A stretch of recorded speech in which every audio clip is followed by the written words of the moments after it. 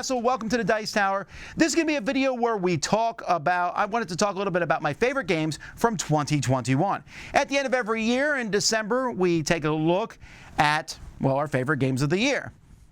Don't always have a chance to play every single game by December, but we do our best. We work really hard at it. But since it is now half a year later, if you're watching this when it's released, it's July, and I just want to go back and revisit them to see if anything has changed. So let's take a look. Number 10 was Unforgiven, the assassination or the trial of the assassinators of Abraham Lincoln. Very interesting game. It has a strong feeling of Seven Wonders Duel. Still really enjoy this one. Number 9, Meadow. Meadow is a game in which you are collecting a bunch of animals in a tableau of sorts. You're putting these cards out in front of you, but you need to get like grubs to get birds, and then you might need birds to bring in something else. And it's all done in a really cool, grabbing cards from this grid in front of you. This one has had some nice growth. I'm seeing more and more people talk about it. A solid game, Meadow. Number 8, I put After the Empire. After the Empire, a game in which you're defending a castle from people attacking it from all different directions. Lots of fun. You have these hordes coming, and you need to fight against the hordes. It's a pretty strong game, worker placement game, but feels very different, and it's a lot of fun just trying to defend your castle from these people.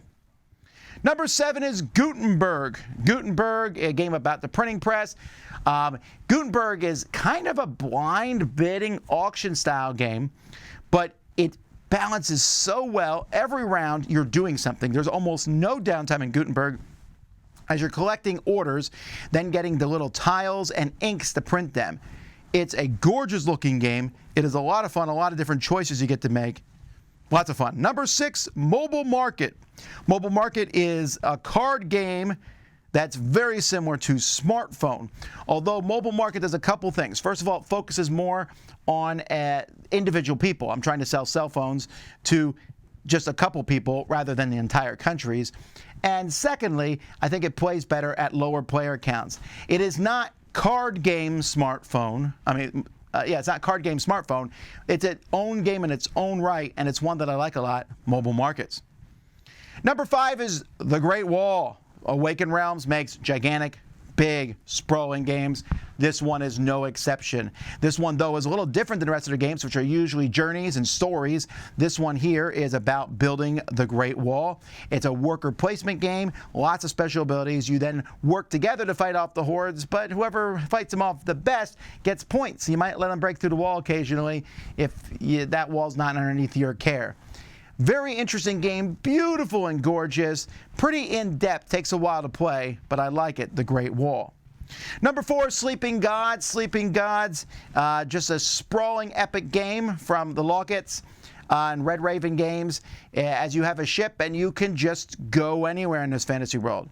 You find a story, you can play through hours and hours and hours of the game and just scratch the surface at what is involved in this game. With interesting combat, tons of characters, stories that will stick with you, great writing, lots of replayability, a very strong contender.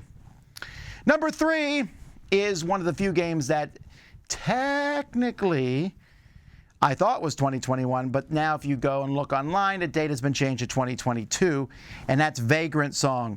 You're on a train. You are a vagrant on this train. You wake up, why are you there? This train is going to, I think, the beyond, and there's ghosts on the train, and you fight them off. It has a bit of a dungeon crawl feel to it, a bit of adventure feel to it. Great theming, has that old-timey-wimey black and white cartoon look to it in the writing and the art, but also has some really great mechanisms, a nice cooperative game. That's Vagrantsong. Number 2, Adventure Tactics. This is a deck-building game that most closely resembles Final Fantasy Tactics, which is one of the greatest video games of all time. In this, you have a character, you go through each mission, you level with a deck-building style game.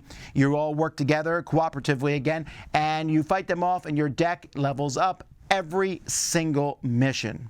Very fantastic game. Plays with my kids, one of the best experiences of my life. At number 1 game from last year, Ark Nova. Ark Nova, of course, which has then shot to become my favorite game of all time, a game about building a zoo. A game that is a hodgepodge of many mechanisms, but I love them all. The main one being you have 5 cards in front of you. You pick one of those cards, take the action based on the strength of the number, then it slides to the bottom. But it also has putting polyominoes in a zoo. It has collecting animals and building a tableau of animals in front of you. There's just a lot of cool things about this, and I love it all. It works together. Haven't got tired of it yet. So, where do we end today? What has gone up? What has gone down? Okay, so I guess I could take Vagrantsong out of the mix. If that's the case, I'll bring onto the list Terraforming Mars Ares Expedition, which is kind of half Race for the Galaxy, half Terraforming Mars, and the combination of them together is really cool. Other than that, I'm completely happy with the list. I think the list is perfectly fine. Nothing has really changed in 6 months. I have played almost all these games this year already. The only one I have not played another game of Sleeping Gods this year because it is quite lengthy. But the rest of these I played this year.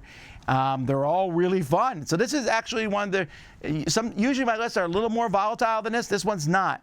Now there are a couple games that did not make the list because of reasons, mostly second editions and things. For example, The Crew, which I think I like better than any game here except for Ark Nova. The problem is it was basically the same game as the first Crew, so I didn't count that. This was the deep blue mission, or the deep sea one. Also, Summoner Wars 2nd Edition came out, which of course is one of my favorite games, but it's not tremendously different than the first Summoner Wars. I mean, it's different enough. It's like a 1.5 version. It's great, but... And then Agropolis, which I really like, a small little game. That's a redone version of Sprawlopolis. So again, those are 3 games that could have easily hit this top 10, but I just didn't count them for those reasons. That's it. I think 2021, lots of great games came out last year. I noticed we're still playing a lot of them, but I just thought I'd give you kind of an update where they are, and I guess somewhat of a boring update, like pretty much everything's the same, but I think that shows just how good these games were. I'm Tom Vasel, and that's a look back at 2021. I'll see you next time on the Dice Tower.